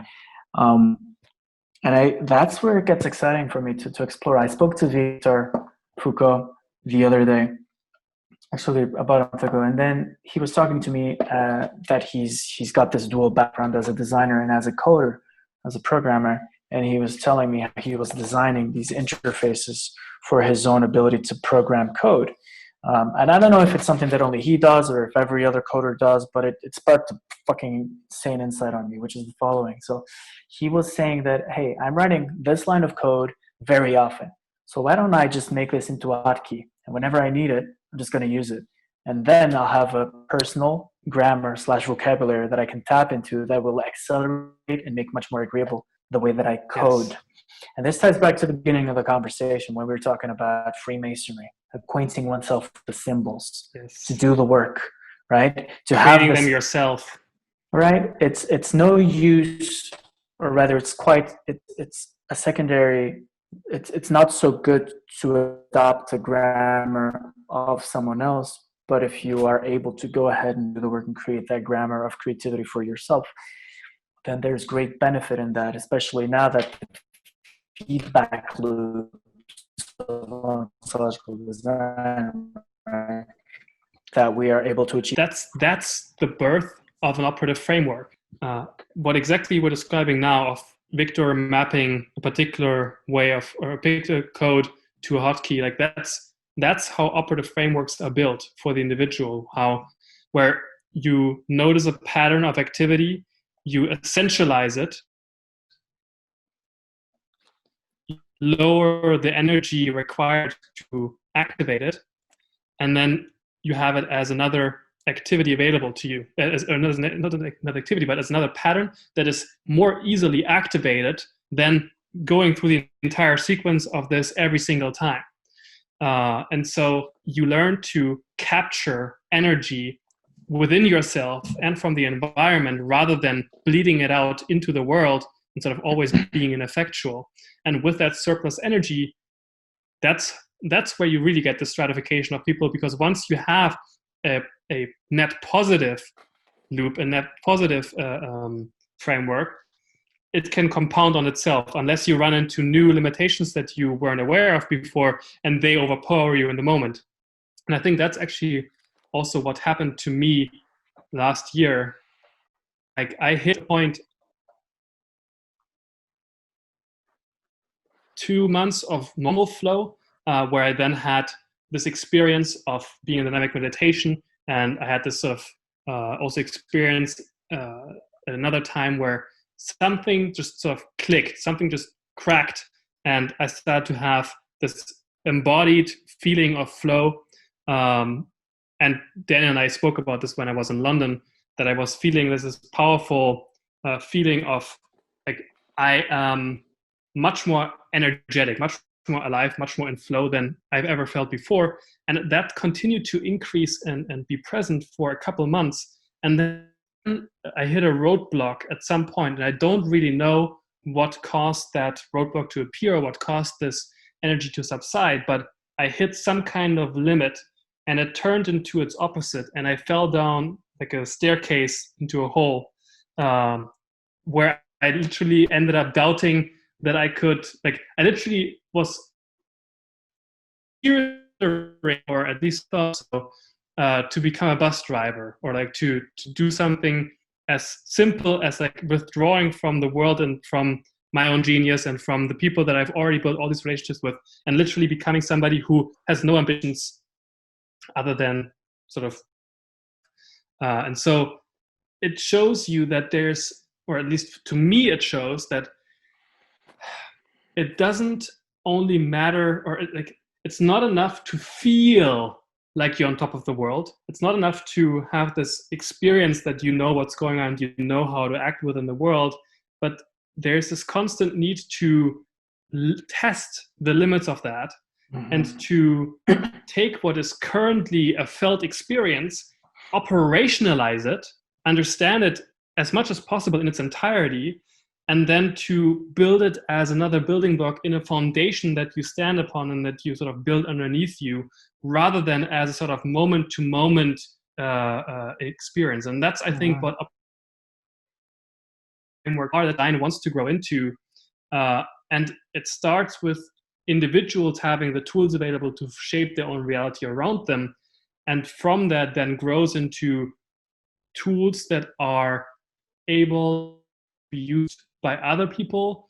And of course, ideally we would have the means to and the capacities spread to do that on an individual basis, but more likely it will be that skilled people become that new sort of techno shaman that intuits and sees the needs of the collectives that he is a part of or that he serves, interprets it, transforms it internally, and then casts it back into a form that the collective can more appropriately use and satisfy those needs. 100%. That's the netocratic elite, as per Bard, and these are the people who will be able to take the pathic approach to the operative frameworks, do this thing that you've just so elegantly systematized of taking a pattern, essentializing it, lowering the energy price to fucking tap into it, and then utilize it and write it. Just wanted to make a point about something that I read that Jung said, Carl Jung, and he was, or rather it was about the comparison between Nietzsche and Carl Jung, in which Nietzsche identified with the archetype of his own genius, whereas Jung placed himself respectfully beneath it. And I think that there's something interesting to be said there about the limits of temporal incarnation, and how Bart calls it the boy pharaoh, the priest king. They can never be the same character. They need to be split. Otherwise, there's something that isn't quite right going on there. And I think that just like Carl Jung, there's a relationship that one should have, perhaps with the voice of one's own genius. It's I don't know. Danger of over-identification with one's ecstasy. Yes. And that's what you guys were also talking about with the traditionalists who claim that, and probably rightly so, that we're modernity is this thing of people rejecting the notion of something being above. Yeah. And placing themselves on the same level or above gods. And with this idea of the domestication of gods, I mean, that's what we're really trying to aim towards, right? It's yes, to increase our power to be effective in the world, etc., which is basically becoming gods. But at the same time, realizing that there is never an end point to that, and that we have to keep this balance between increasing our capacity to act effectively in the world, while also recognizing that there's still more out of grasp. Absolutely. So I think that's what we're also as humanity. I mean, I'm not going to make a universal claim, but I think that you could sort of make a claim that in order for us to become a stable medium on which the next medium of the next layer of evolution takes place, the technium, etc., and then whatever grows from there, the biotechno-physical mesh, our minds and our the social human animal world has to solidify the stable patterns of activity, just like neurons in our brain have certain patterns of how they work, just like how ATP is being shut down our body sensor. I got another operative framework for you. Sorry, I think you cut there a little bit. Go ahead. If you don't mind, I have another operative framework for you. Animism. So the sin of modernity is that it is Luciferian. It says, just like Lucifer, I do not need God, I have a reason. I'm individual, indivisible. And I am not under God. That's what modernity says. However, we're getting to a point where the weight of those fucking expectations are weighing upon us. And we see that all over the world as a collective. And as such, there's another operative framework that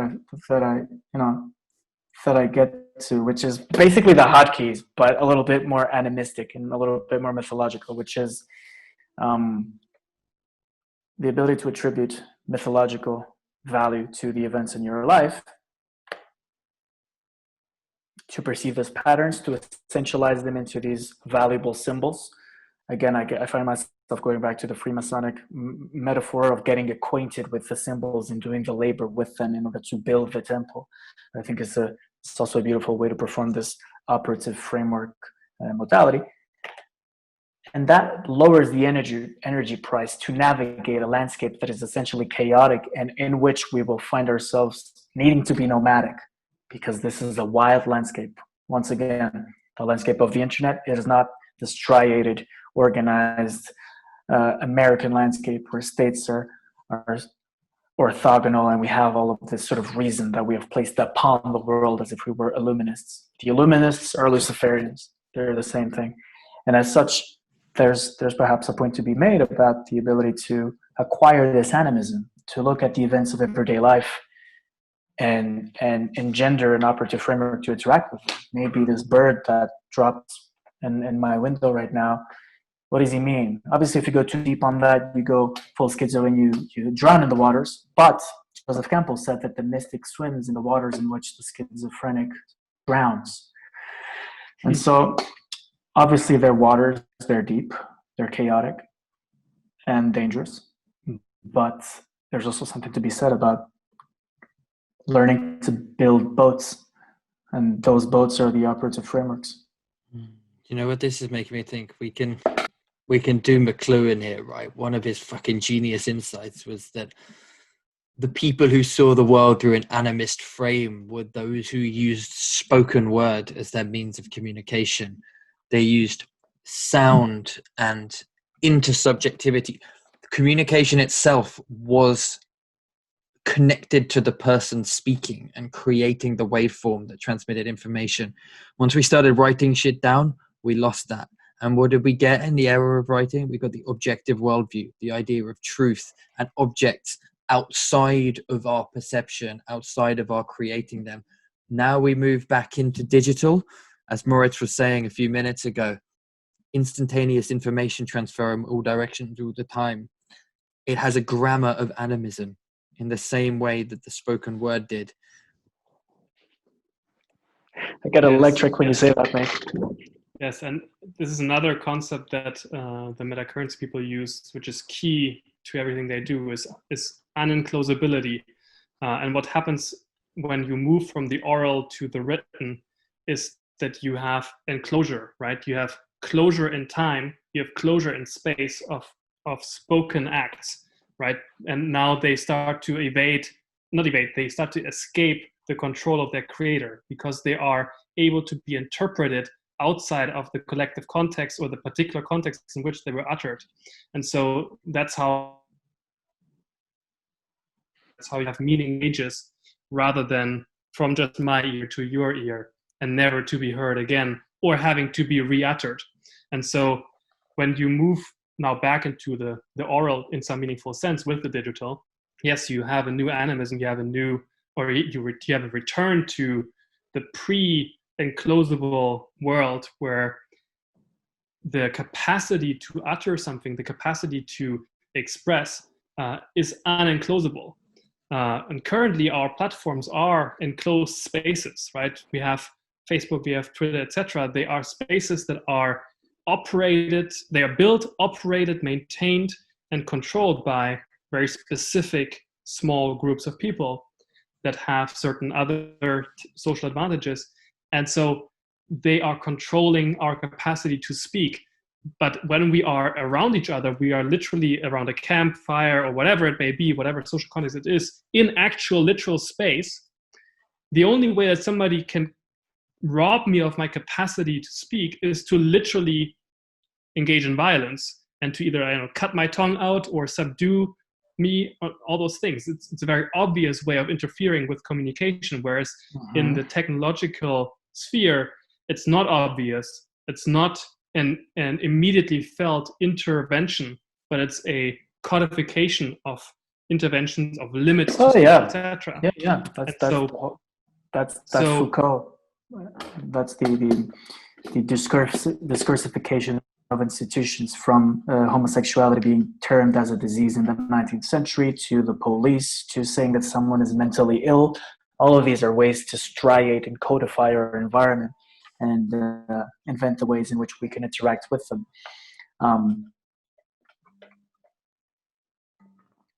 There was something that you were saying going just now, but I fucking lost track of my mind. So I'm gonna have to hand it over to one of you guys. Sorry. Yeah, I'll just finish off this idea about unenclosability. I think then we can close, funnily enough.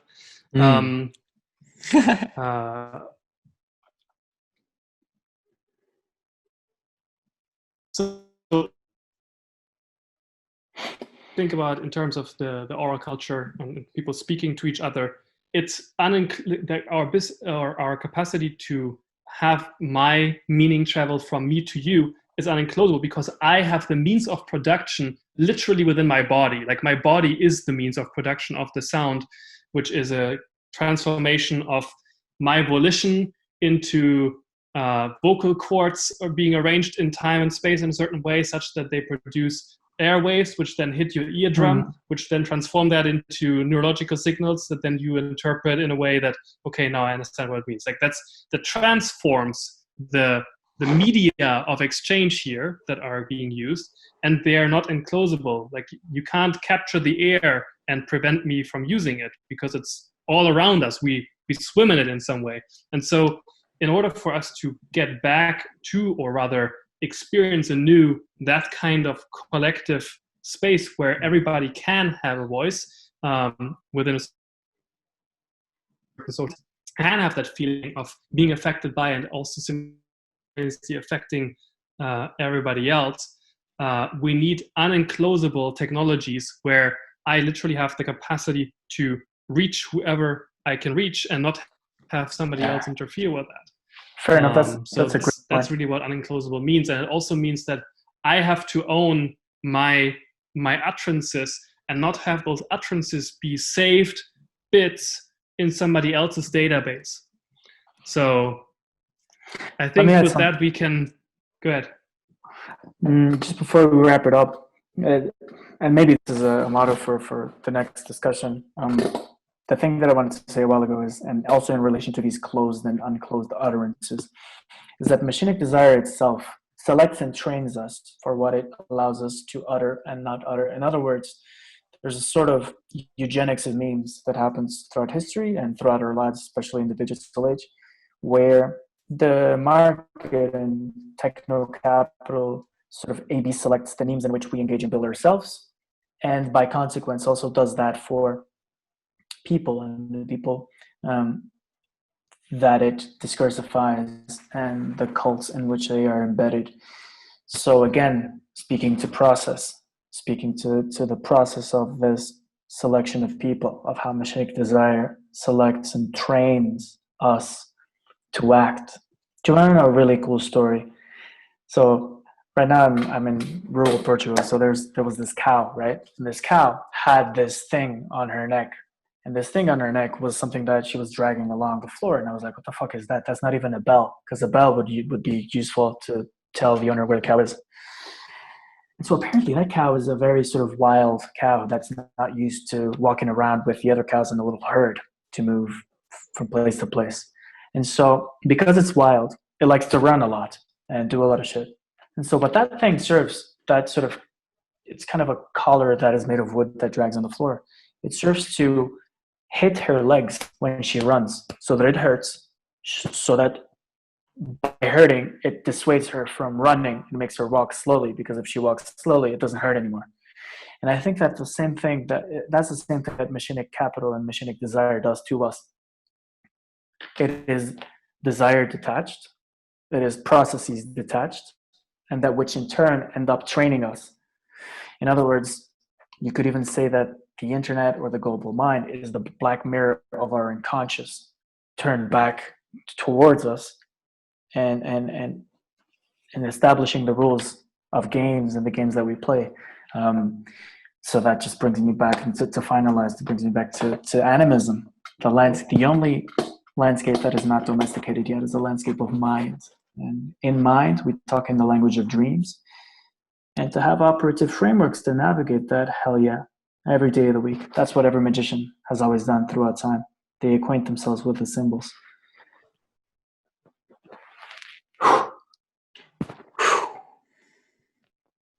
Any more to be said? This was a marathon. Very good, man. Oh, very good. I'm exhausted.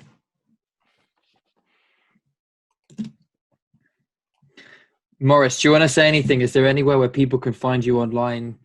Any writings or projects you're working on? People can reach me on the usual social media. You can always find me under my last name, Bierling, Bierling, and then M for Moritz. But I'm also available via email, author@moritzbierling.com. And just reach out to Daniel or Owen if you have trouble contacting me, and let's talk. The techno-social monastery is slowly being generated. Through us. All right, guys. Cheers. Let's wrap this up. Let's hopefully do another one of these soon.